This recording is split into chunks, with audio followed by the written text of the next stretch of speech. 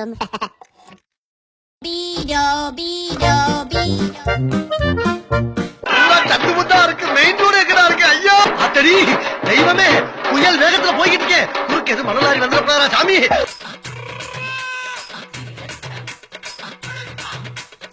இதாங்க இந்த காலத்து ஃபேஷனு. இந்த காலத்து ஃபேஷன் அப்படின்னா வெரி குட் ஃபேஷன் தான்.